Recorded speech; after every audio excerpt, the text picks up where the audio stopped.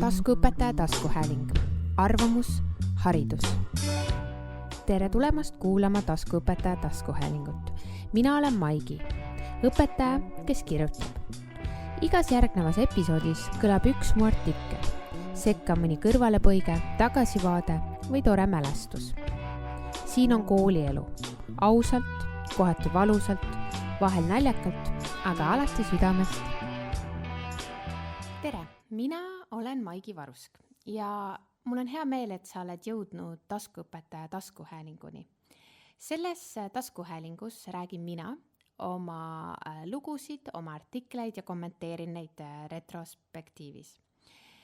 Võib-olla tutvustaksin kõigepealt iseennast, kes ma olen, kust ma tulen ja kuidas ma siia olen jõudnud.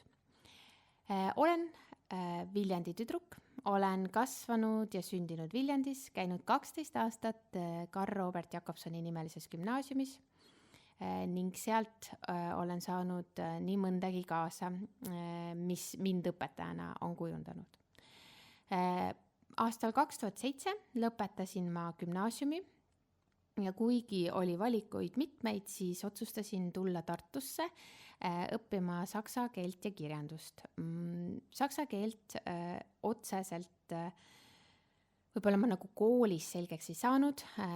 Kui te kuulate mu artikli lugusid, siis saate ka aru, et mina olen see, kes õppis saksa keelt teleka abil, ehk siis Fernsehkind, nagu öeldakse. Ja see saksa keele 3 aastat magistratuurini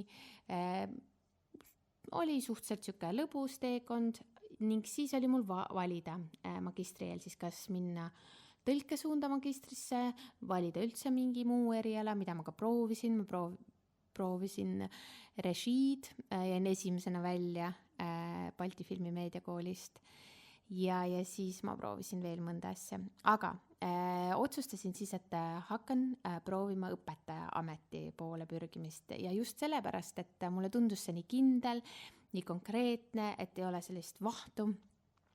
Ja mul tekkis tänu Reet Liimetsale ka magistri esimesel aastal kohe võimalus praktiseerida ülikoolis, andsin siis tekstianalüüse nii avatud ülikoolile kui ka hiljem bakalaureuse astmes, et üli tänulik, et selline võimalus avanes ja vot sealt mul läksid need kanalid lahti.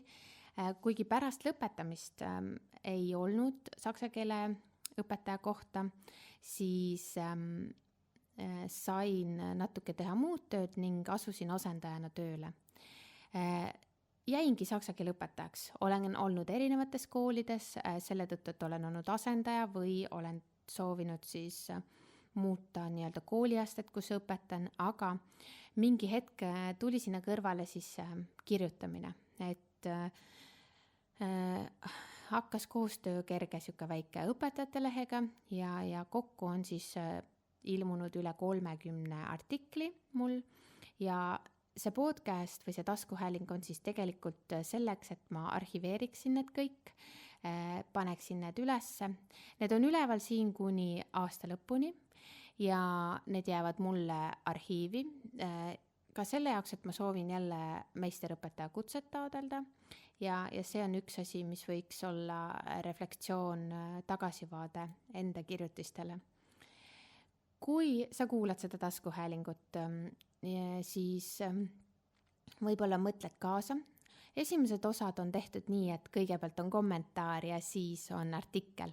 Aga siis ma natuke rääkisin ja palusin osadel proovikuulamist teha ning muutsin seda.